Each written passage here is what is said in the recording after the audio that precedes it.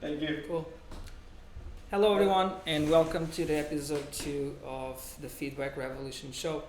Today we have with us Peter Gerson from Keyword Studios. Peter, I'm going to just make a quick intro about you. Peter is a dad of three, a well traveled, experienced entrepreneur who is passionate and focused on creating great customer experience by championing people, projects, and technology to put customers first. Peter currently works as Senior Manager Player Support Solutions for the gaming focused company Keyword Studios.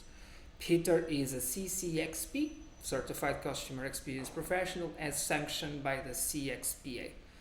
Peter, I'm honored that you accept the request and welcome to the Feedback Revolution show.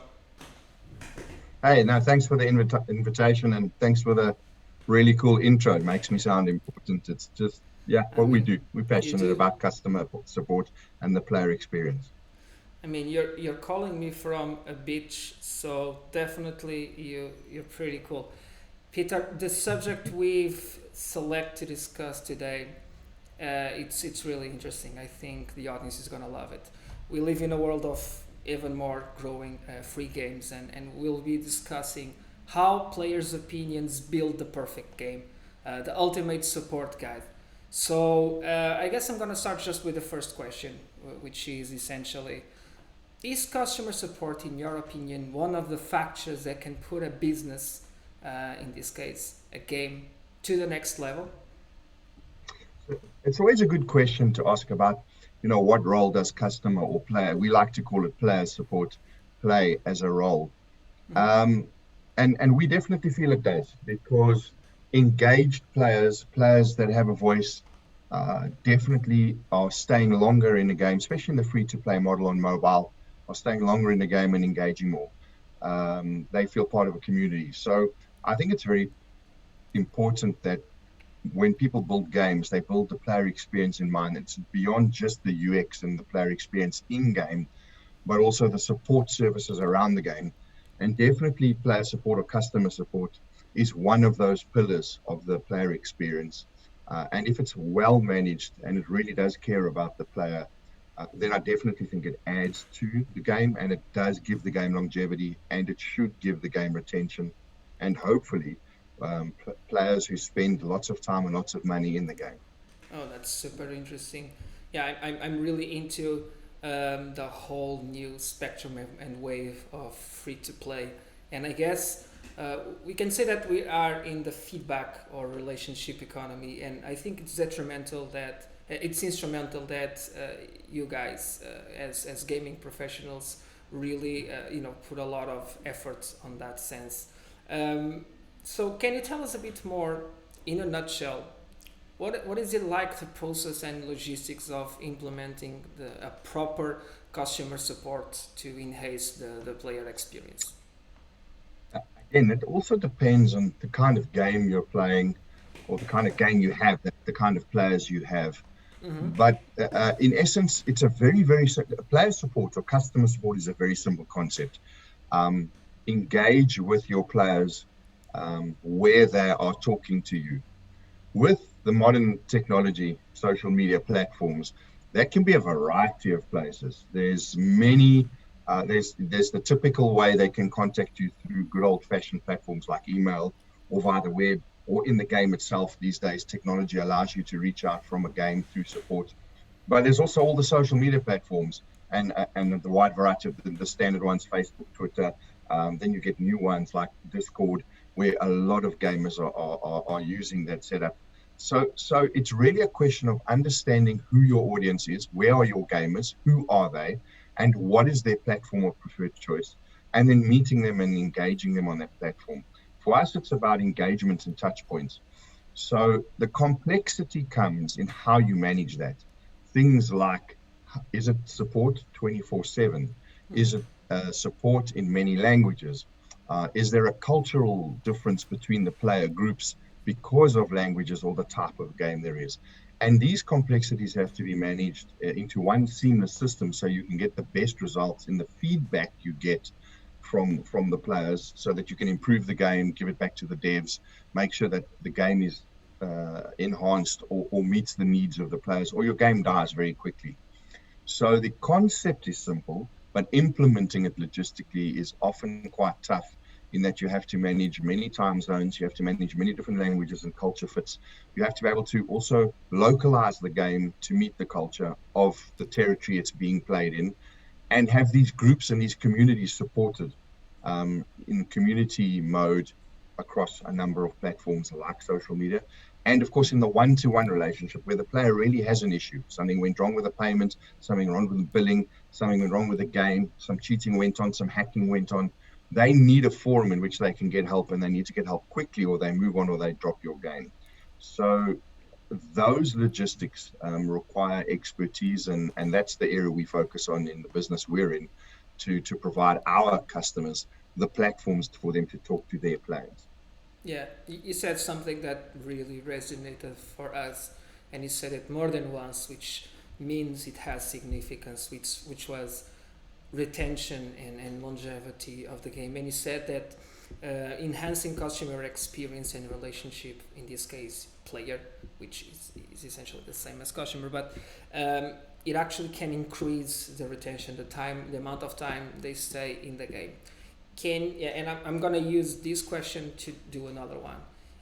Can you give me just a simple stat of how important or how impactful it is for you guys? Does it increase a lot the retention, like minimal efforts? So that's a great question, and the business case is not always easy to prove Mm-hmm. because there are many factors in what makes a great game and stays. What I can tell you is that we've seen a trend or a pattern where people who have reached out to support have been playing for a certain number of hours and have had a certain amount of spend. So call it X hours and X spend quite low. They've had a good player experience with support. The problem was solved. It was solved really well to a score that is a CSAT score that's expend or an NPS score, whichever way you track scores. But there was a good score. There was a good experience for the Mm-hmm. player. Then you see that those players tend to spend more time in the game post that event and spend more money in the game post that event. On the other hand, you see the same players spending X before, having not such a great experience, and often then thereafter never playing the game or spending any more money further to that point. So, and that's quite easy to show in a number of cases. It's not always the case, it's a generalization, because an example is, again, you can have the best player experience set up. It's easy for the customer to reach you.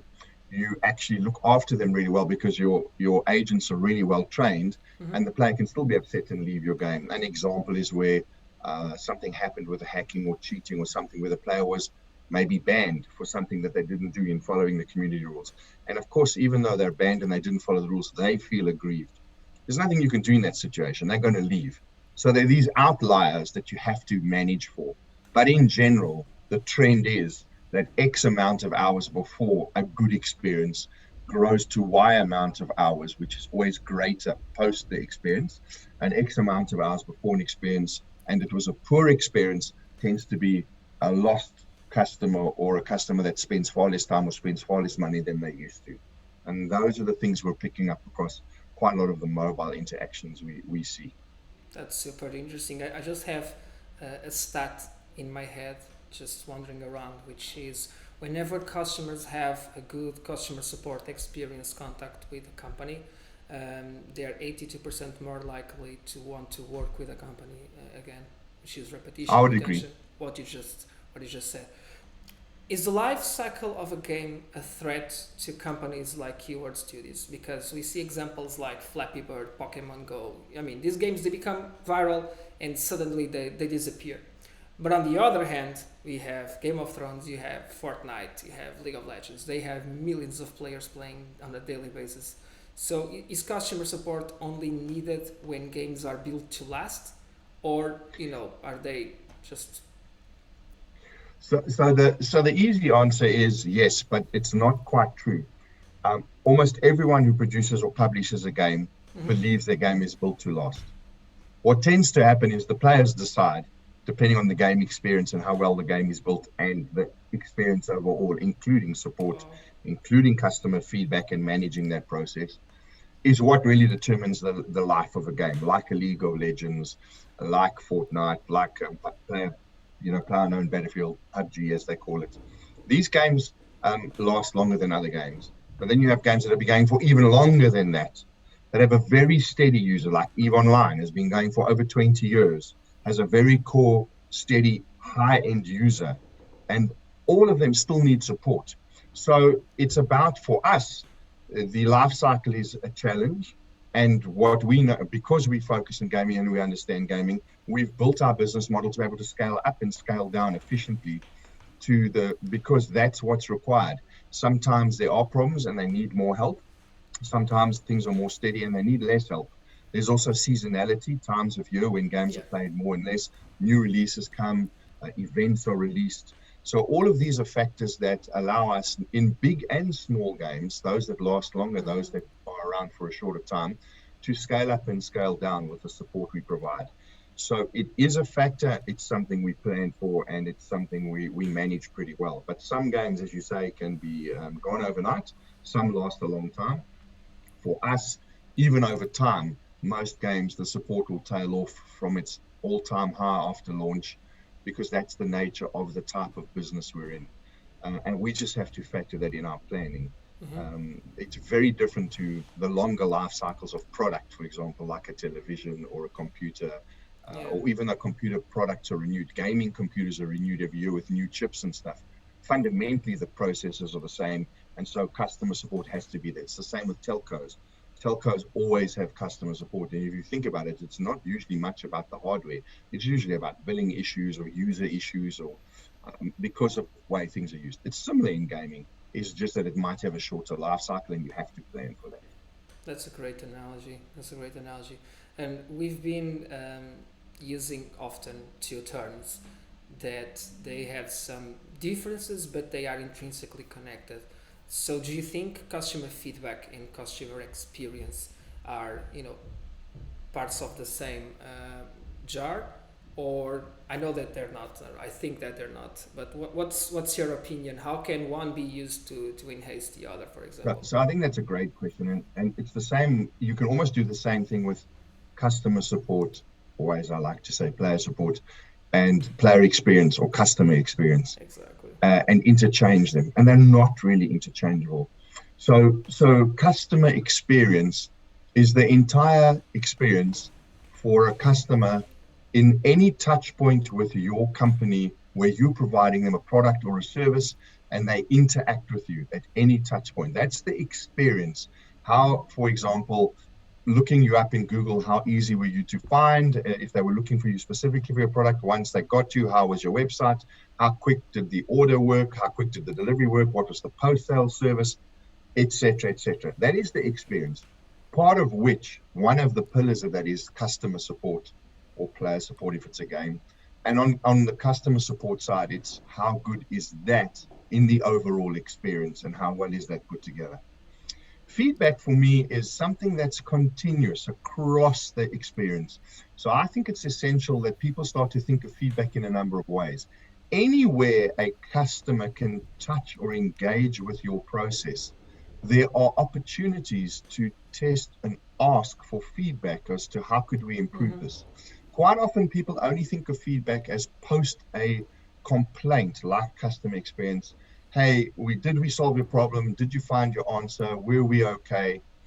Quite often when you buy something, then you get did you enjoy the experience? Would you recommend us? So some companies I think do it incorrectly or they do it too much. Like, I hate to say this, but I use booking.com a lot and I like them. But I hate the fact that every time I go anywhere, they ask me to rate the hotel every single time.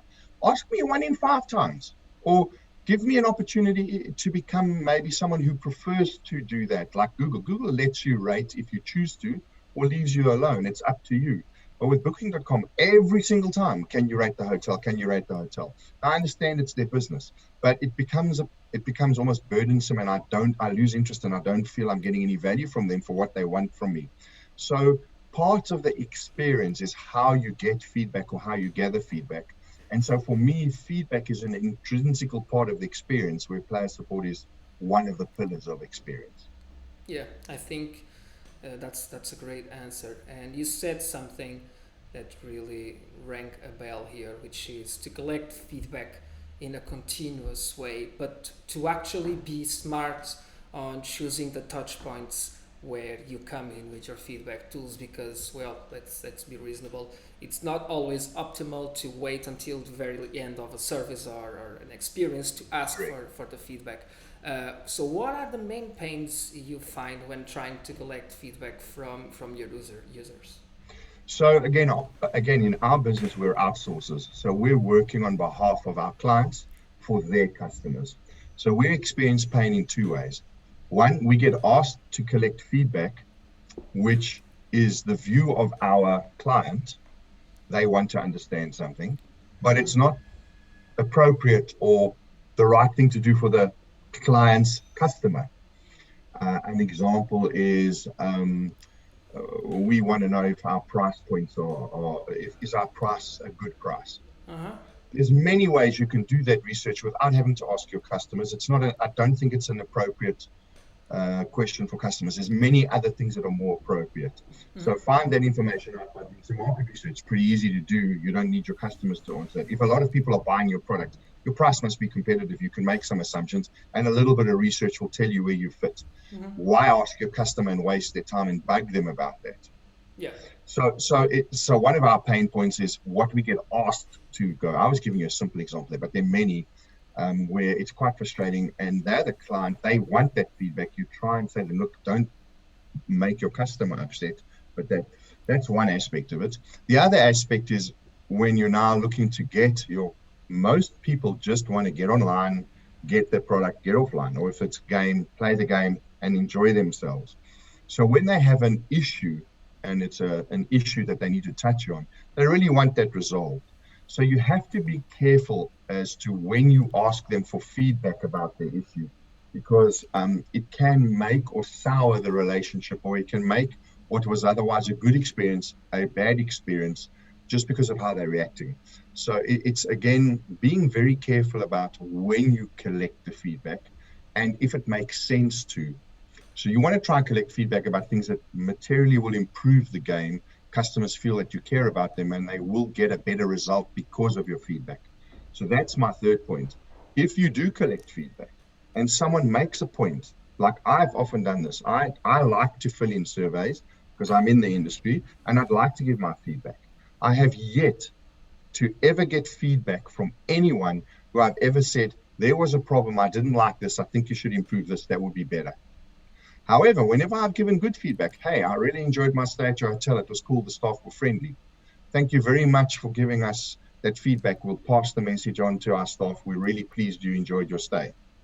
And therein already lies the mentality. The people who are doing it right say, thank you for telling us we're doing it right, and they care. And the people who are doing it wrong don't actually respond, so they make you even more angry. That's completely. And so if you're going to ask for feedback, then tell people, thank you for the feedback. We hear you, and this is what we think we're going to do with the feedback. But that often doesn't happen. So those are the things that we find are pain points when we collect information on behalf of our customers. Mm-hmm. Yeah, that's interesting, because this is something that is coming up frequently in the conversations we're having with people in the industry, which is, well, I've just taken the time to fill what is oftentimes a very long and boring survey. And by the way, they should be made simpler, but I just took the time to fill those in. And, well, there was no feedback back to me. And a high percentage of people, over 70% of them, of users and customers, they just want to feel that they are improving the experience for the next customer. They are sharing their opinion. They just want to feel important and part of something bigger. Exactly. And I think it's instrumental to close the loop, especially when it comes to negative feedback. Just leave the ego outside, be honest, be frontal with people, and just say, well, we screwed up and we're going to fix this, and this is how we're going to do it. Just to add to your point, if a customer's taken the time and trouble to let you know there's a problem, that's much more valuable to you than, hey, things are perfectly okay. Because just how many customers who've had a bad experience are not telling you there's a problem. Yeah. And so you should thank that person, look at what the problem is, look if there is a trend, fix the problem, and let the person know we've addressed this thanks to your input. That is really the way to, then I think collecting feedback is worthwhile. Just collecting feedback for the process of collecting feedback, it wastes everybody's time. And I think a lot of the time, that Mm-hmm. is what happens with feedback. Another good question for you. You just said like the minority of them actually are the ones that bother, sharing their opinion when it is a negative opinion. Do you think that the fact that surveys are often faced as being something long and boring really scares people away and makes companies unable to collect the amount of feedback they need in order to understand if there is a trend there? Yes, and there's a couple of ways that I think you can design feedback to make it more fun. Um, Complete plug for you guys. I really like the way you guys do it in terms of the gamification, the slide, and it's done in 5 quick questions and it's over in seconds, and you get a lot of very good value in any of the questions you do. But quite often, as I said, I like to fill in surveys. And even me, when I am doing it, when I get to page 1 and I see that it's going to go to 15 questions, and they say, yeah, it'll only take a minute, and then there's this whole progress bar. And after a while, I say, no, I'm just not interested, and I bail out of it.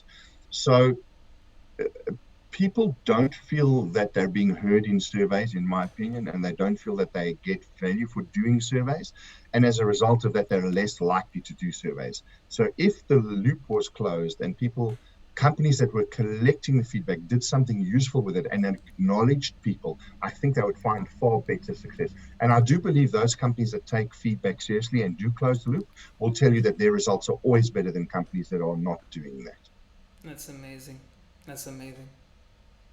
Yeah, and just letting that sink in because it's what we reflect ourselves on. It's definitely that.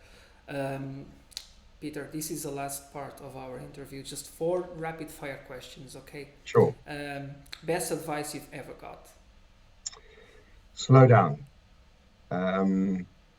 You know that in most things we deal with in every single day, Mm-hmm. we rush uh, and we just want to get it done and we want to get it out there and we think that that's what everyone else wants. But in recent years, I've had advice about just slowing down and not being inefficient or being lazy, although there's a beach and a tree behind me, just a way to run the conversation. Just slow down because you need time to be at your best when you're going to answer something or do something. And you're able to do it really properly. You get to do it once correctly, and then it becomes efficient, and you also feel good about things. So the best advice I recently had was just slow down. Don't keep rushing things and trying to get everything done as fast as possible. That's amazing. And the worst one? The worst advice I got was we were walking, I can't remember exactly where, but we were walking somewhere and I cut my foot. I had open sandals and I cut my foot on a rock. It was bleeding quite badly and was pretty sore. We didn't have much around, and my grandfather basically said, "Yeah, you go pour some of this, and this will solve the problem." And it was some rum of his or something. It was definitely the worst advice. It didn't really help my foot. It stung like crazy. It was horrible, and my foot still got infected anyway. That's a nice story. What about the worst customer experience you remember? For me, for me, even though they're booming and people are flying more and more, and airlines in general do a pretty good job, people forget we're in a world with storms, with a ton of logistics on the ground. Flying an airplane is a little more complicated than driving a car. And in general, most airlines fly a pretty good record. Overall, I still think the airline industry sucks. I think their loyalty programs are one-sided and they don't communicate it well, and they don't really look after the customers that look after them. But when you are in a loyalty program and you are in an airport and something goes wrong, the communication for me as a loyalty member and the normal person on the same flight, we get the same treatment, which is fine, but it's usually very, very poor. I was once in Spain. We were flying back from a business meeting to be back to the Netherlands, and there was really bad weather. And all other airlines did a reasonable job of communicating to their passengers that flights were not able to make it. Our airline really wanted to make it, so the captain circled and circled and circled. Myself and a colleague knew this because we looked it up on an app that tells you which airlines are around. But for 5 hours, our flight was kept, the airport was basically shut down. Everyone was gone. We were all there. There was no communication. We didn't know if we were coming or going. We didn't know what was going to happen. We didn't know if we had a hotel. Eventually, somebody came and said, look, they cannot land. The weather's too bad. And so your flight is not coming. You have to come back tomorrow. And then we were left to our own devices to find hotels and stuff. Even though hotels were supposedly booked, the communication was so bad that people ended up having to pay for a hotel to stay overnight, fly back the next day, and then go through a process of claiming back for the hotel, which took well over 6 weeks, and me having to send 3 reminders to the airline to fix this. And really, it's just an unacceptable level of poor communication and bad service. And it's one that sticks with me. It's so actually easy to do this, just to make a decision, let people know, and treat them. Just all we had to do was be treated okay and be communicated to, and most people would have been happy. Even that they couldn't do. They just really were terrible. And of course, I try and avoid flying with that airline whenever I possibly can, just because of that one experience, which means in the way I fly, I would say it's cost them, because I was a frequent flyer with them before that. Mm-hmm. It's probably cost them in the region of $12,000 to $14,000 a year easily, and I'm just one customer. That's amazing. And you So did the interesting math. that was my worst experience. Yeah. You did the math. That's true, and I feel the same about airlines for different reasons, but they just make everything complicated. They seem that they don't actually care about you. Maybe Yeah. because they're in a perfect competition market, and they just customers go and come and go. Cool. But now for a better part of the interview. The last time you were dazzled as a customer. So this one I am going to mention names because I think they're worth a shout out. I also, because I travel a lot for business, stay in a lot of different hotels, and in general, I find most hotels give me the service I expect. Mm-hmm. I use Ibis Budget a lot because I think they are most of the time, all I need is a place to sleep. I need a comfortable place to sleep. I'm going to get there late after having dinner with my customers after a long day of meetings, etc. And I'm going to leave early in the next morning to get to the next place or onto meetings somewhere else. So I just need a comfortable, easy place. And there's 24-hour check-in. So Ibis Budget for me is I get exactly what I expect, and I've stayed in many of them all over the world, and I'm never disappointed. I get a good service from them. But I stayed in the Ibis Budget in Brighton, right near the station. And the manager there is a Spanish lady, and she went the extra mile, the welcoming smile. There's small little drinks on the counter to welcome you, which is not part of the setup. You don't expect that. Yeah. Let me put you to your room quickly. Next day, can I leave my baggage to come back later? No problem whatsoever. You come back straight away, a smile, remembers your name. Thank you very much for staying with us again.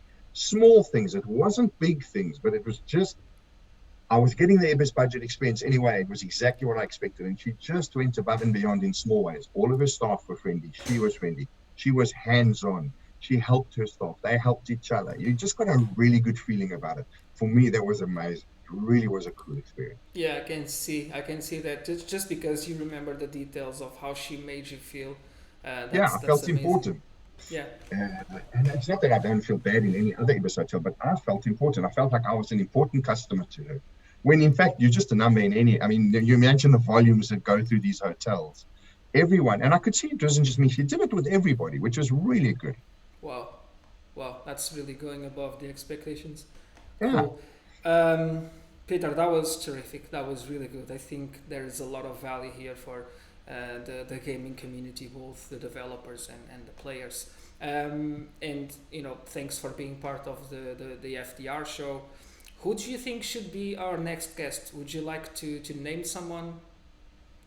I haven't got anyone by name, but I saw that you gave some choices about the type of person. And I think that what's happening worldwide with the interesting trend of how we're shopping, a clicks and bricks person, because it's one of the things that I know you're targeting to say, who should we have on? I would think a clicks and bricks person would be really cool, because there's so many interesting things happening with the merger of these two ways of doing things. I don't think anymore that purely just having an online presence can help you scale. And I think just only having a bricks and mortar store is a thing of the past. but this merger of who are doing these things right in clicks and bricks, where there's this coming together of the digital as well as Mm-hmm.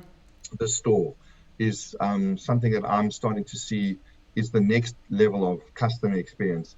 If you go to certain stores that are set up correctly, the experience at the store is amazing, and then you've got the backup of the digital wherever you are. Those that are going to get that right, I think, are going to take customer experience and customer support and the feedback of that process to the next level. So that will be, I think, a very interesting guest to see what they have to say. Perfect. Thank you so much, Peter. Hey, thanks. It's Well, been a pleasure. Thanks for having me on.